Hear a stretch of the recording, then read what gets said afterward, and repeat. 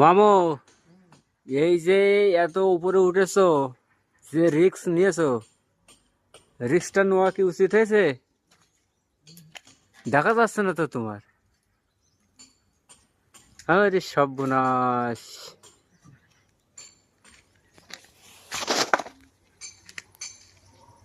এইভাবে ট্রেজিং এর উপরে যদি রিস্ক নাও, তা কি করে হবে?